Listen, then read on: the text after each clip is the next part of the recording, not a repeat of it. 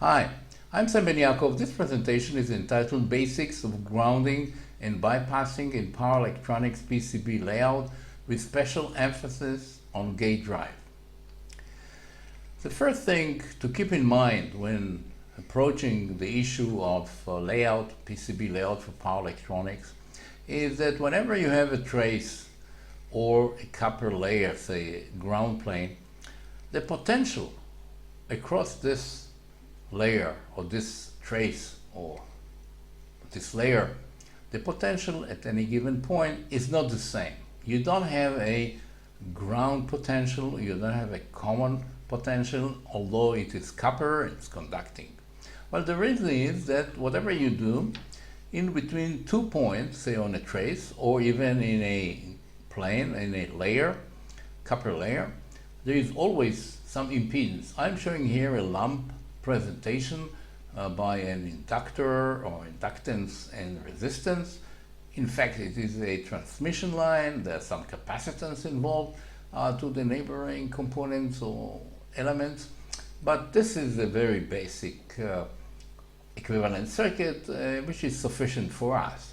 Now, you have then this impedance between any points, any 2 points on the trace or on a copper layer, and there could be small impedance or high impedance. The value here could be very small, nano henries, but the voltage drop that you'll get due to the fact that current is passing through this trace or passing through this layer, copper layer, the voltage drop is a function of the impedance. And the impedance, of course, of the inductance is a function of frequency. So at high frequency for spikes and leading edge of pulses, transition time like turn on, turn off, frequency component could be very high, so the impedance could be very high, and if the current is high, then you can get considerable potential difference between any 2 points on the trace and in the ground plane or in the copper layer. It doesn't have to be the ground plane or any other layer in which you have current. So why is this important? I'm showing here a boost converter. There is a switcher, the control driver that produce the current required for driving the gate. There's an inductor, diode, and the output section. Now the controller is producing a very nice, usually a digital, say, signal, very clean, which goes to the driver, and you'd like to assume and you'd expect that the signal getting to the gate is something of this nature, a nice square wave to drive on and off the gate. In reality, this is not what happens. In many cases, especially if the layout is not that good, you start with a clean PWM signal, but you end up with something which is entirely corrupted. You may have a zero, which is zero level, which is sort of full of noise, and then the on voltage could also be very noisy, and in fact it can be passing through the threshold level of this gate, of this transistor, and this could be not only bad in terms of losses, etc., it could be disastrous because this could cause a breakdown. So why is this? Well, here it is. That's the reason. If we have a potential differences on this line, which is say the ground side, then if you start with a clean voltage here, you end up at the input to the driver is the sum of this voltage plus this potential difference, this noise, you might say, and therefore what you come up with is not going to be clean. Even if you have a Schmitt trigger, could be even worse, because if you are passing through the Schmitt level, then you'll have a interruption of the signal. So then you go to the gate itself, which is again adding this already corrupted signal to this noise here, and you end up with this signal.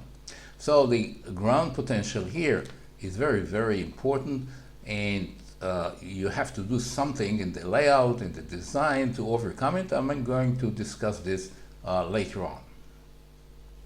Another issue, another point that one has to bear in mind is that when you have a loop, it is like a term, which means that it has an inductance.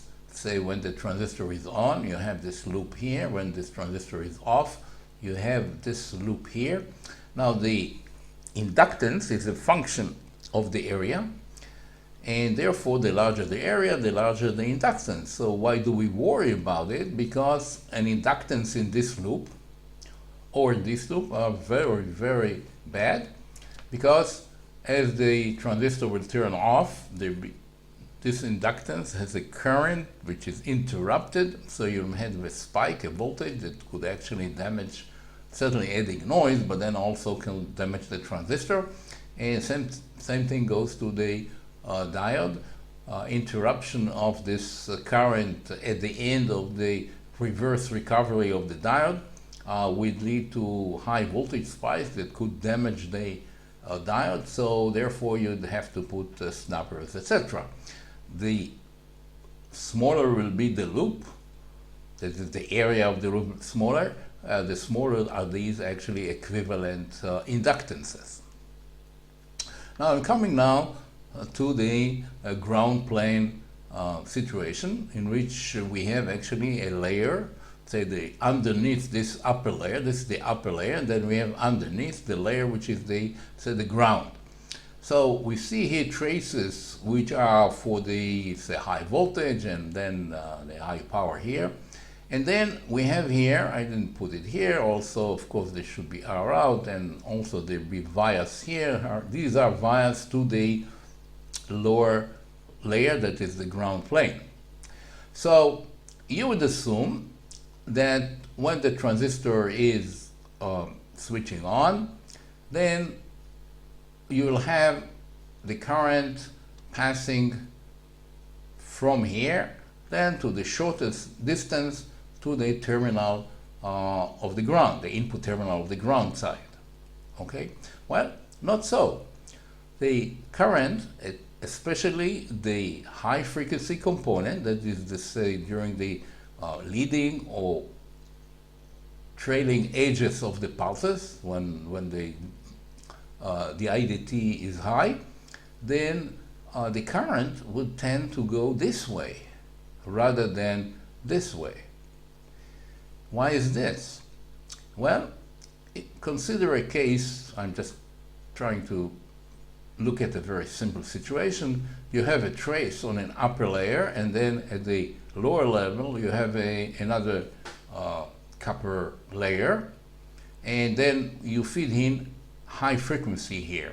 Okay, so you have a current, high frequency current going here, going down to the lower level, and as I've said, the intuitive first sort of guess would be, well, this will be the current.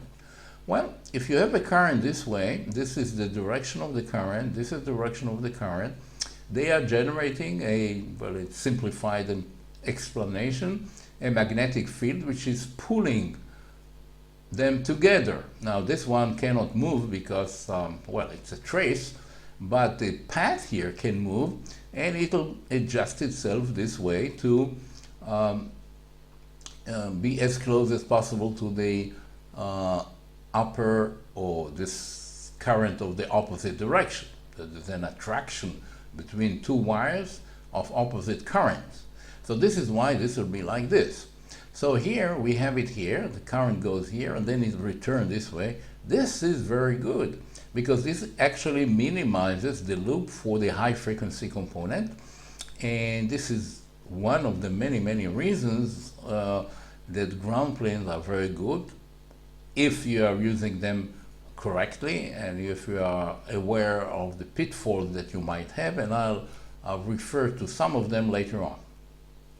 And here is one of them. If I have this current going this way, and as I've already said, this current generate, or any current generate a potential difference because there is an impedance here. Well, it could be small, it could be very small, but the signal we're talking about them are not very large. But if the current is heavy, even if the impedance is small, then the voltages could be fairly high.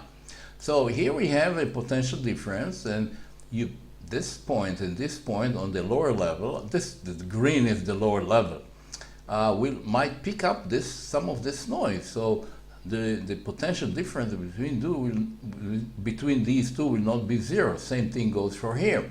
So therefore, you have a situation that you would have thought that the ground level provides the same potential here between these 2 points, but because of this current, or perhaps other heavy current that is passing through this area, you may pick up this. So you have to be very careful about this and look up the possible path of the current that you might have. Another point that needs to be addressed is the question of connecting ground planes, and in particular avoiding ground loops. Now suppose we have a ground plane. This will be the ground of the digital part, and this is the ground of the power part, and obviously they are connected in some area because there are many, say there is a power supply that you have to maybe have a common ground here, and some other unit not break completely these two planes. Now one cannot resist the idea of connecting these. Well, this will improve the potential distribution, and there'll be the same ground, the same voltage, the same ground, etc. Well, this is very bad. You are not supposed to connect two areas of ground by more than 1 point. Here we have another point. The reason is that if you have a situation like that, whatever you do, there'll also always be a potential difference here. This is because there are some currents here, the voltage drops, so you'll measure here, and there is a potential difference.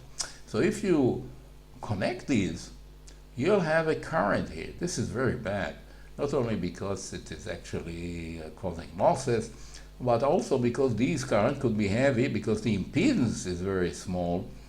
And again, they'll by themselves generate potential differences, so this is very, very bad. So the golden rule is to connect the two planes only at 1 point. Let's turn now to another point, that is using Kelvin connection. Now, what is the Kelvin connection? Suppose you'd like to measure the resistance here by this very simple circuit. There is an excitation of a value V, voltage, and there's a current, and obviously you'll think that R is equal to V over I. Well, it is not. It is not, because there are some resistances of the wires. Well, it could be very small and negligible, but suppose this resistor is by itself very small, say 1 milliohm, then this could be very significant. So in order to overcome this, Kelvin, Lord Kelvin, invented or suggested an approach which looks like that. You do not rely on this voltage, but rather you take two wires and you measure the voltage here. The point is that through these wires there is no current. So therefore there is no error here. And as you measure the voltage, you really measure the voltage between these 2 points. So this is the idea of Kelvin connection. And how does it relate to our case? Well, suppose you have, again, a driver and a transistor, and you have a potential difference between these 2 points, which we understand will corrupt the signal. So one possibility is to use a driver which has a return which is different from the regular ground. So this driver has two grounds. There's a regular signal ground for the signal coming in, and the power ground, which is separated, and you can connect it directly to this point, not to the ground where all this current is passing. Okay? So by this you eliminate the voltage drops or the potential difference on this line here of the heavy current. And so therefore you lock the signal Well, when the upper transistor is on, you lock it here, and when the lower transistor is on, you lock it here. You do not use this line. So this will reduce the ground noise, as it is called, due to these potential differences, or due to the heavy current in the ground. Another way is to use actually a device which has a built-in or already prepared a Kelvin connection. Okay, this device has another terminal other than the three normal terminals. This is for MOSFET and also for silicon carbide MOSFET, and also for IGBTs. You can find units like this. And this line, however, is not just connected to the terminal here, but it is connected inside. This is supposed to be like the die itself. It's connected inside the die, not sharing the bonding between the die and the regular, say in this case, source. So here we don't see the voltage drop across this inductance that you have inside due to the bonding wire.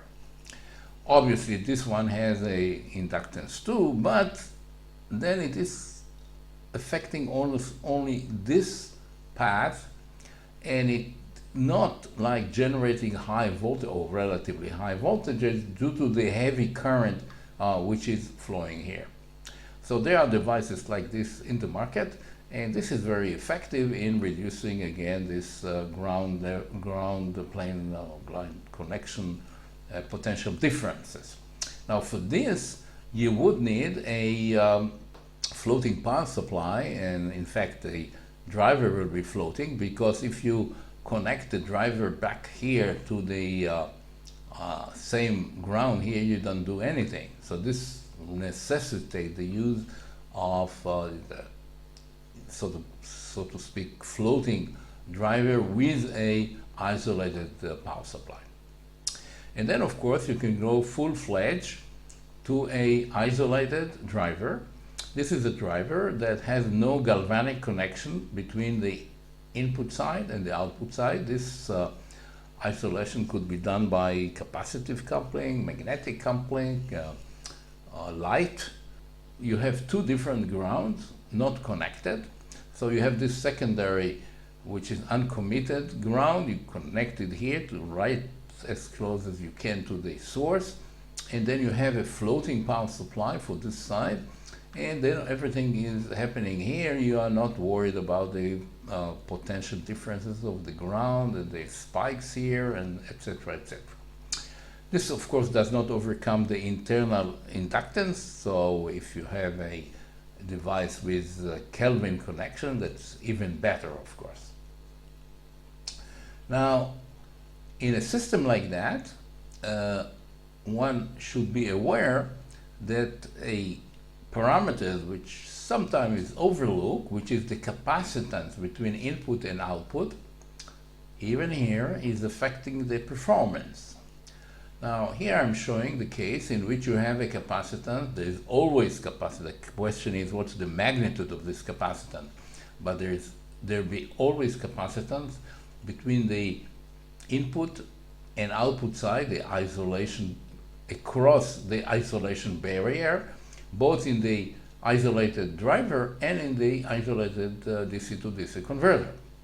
So what's wrong with it? Well, it is wrong because if you have situation like I'm showing here, a half bridge, at this point will be swinging between the power ground and the in. Okay, this is a half bridge. And so you have high voltage, could be 400, sometimes more than that. And this voltage now will cause a current to pass through these capacitors back here, either due to the fact that these two grounds are eventually somewhere connected, or even if not, then there'll always be some stray capacitances. So there's a current passing through this barrier into the control section and into the, say, digital section. And if the current is heavy, this could cause a malfunction in the simple case, and in fact could be disastrous and can cause damage to this unit. So how much is this current? Well, suppose we have a 400 volt. Suppose we have the rise time, which is very mild today, of 100 nanosecond, and suppose the capacitance is, say, 100 picofarad, which is kind of reasonable.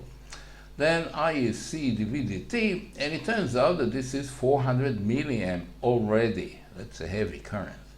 Now, modern switchers like silicon carbide and gallium nitride have a rise time of 20 nanosecond, so this will be 5 times more than this, and therefore the current will be 5 times higher, which will be 2 amp. That's a lot. This could damage, in fact, the controller, certainly a malfunction. So you'd like to keep this capacitance as small as possible. What is small? Well, we're talking today about commercial units that have, say, 2-3 picofarad. That's it. Well, with a 2 or 3 picofarad from 100, it's a factor of 50. Well, even in this case, you go down to reasonable current that perhaps the unit can tolerate. Next, I'm considering the point of bypass.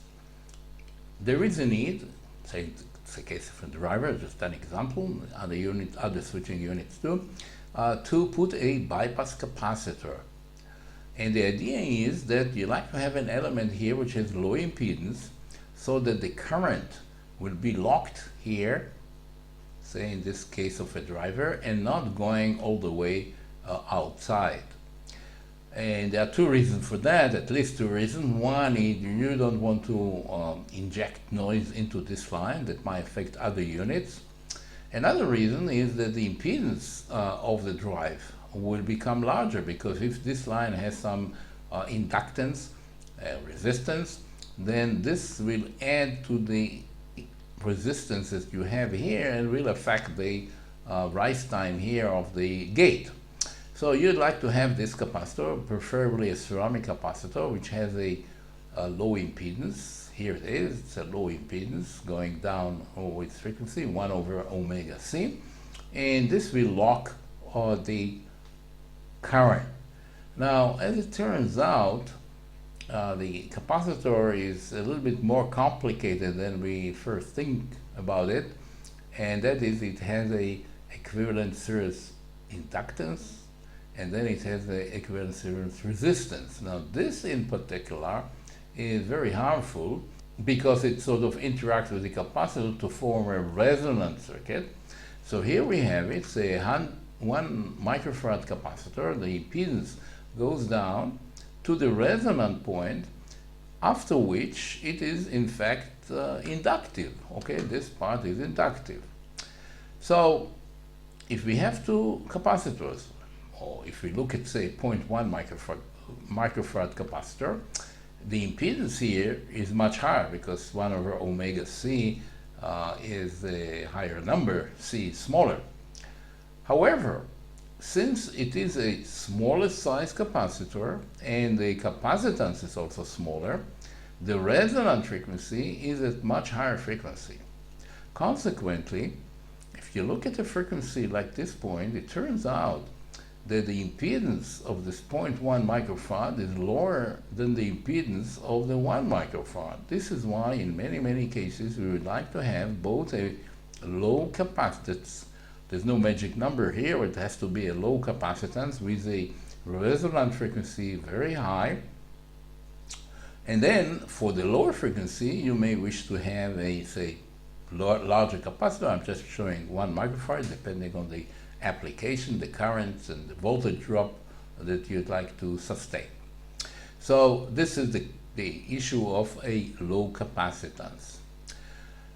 And then let me add one more point, and that is the adding of a impedance in the supply line, auxiliary supply line.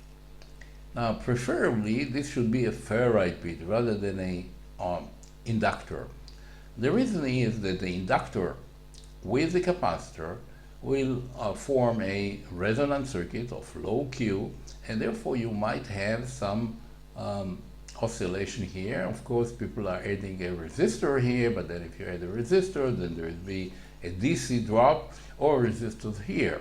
Now, in fact, the ferrite bead is doing the job by the fact that is a high impedance here as compared to this impedance, so the current will be locked here, not going this way, and it has a damping effect also, because a bead can be represented by equivalent circuit like this, and you see that you have an inductor and then a resistor in parallel and then a capacitor. Now notice that this is a funny resistor. It is the frequency dependent, that is, it does not contribute to the DC drop.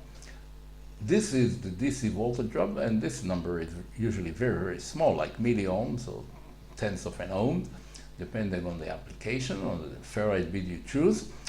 But this is not affecting the DC, only the AC. So in this frequency range, you have in fact a resistor, like a funny resistor, which is frequency dependent, and it is helping to attenuate the signals coming from here. So in case you have a noisy signal here, then it'll be filtered out. And on the other hand, if you have here spikes, etc., they will locked here and will not go this way, which has a high impedance due to this resistance. So this brings me to the end of this presentation. I thank you very much for your attention. I hope you found it interesting and perhaps it will be useful to you in the future. Thank you very much.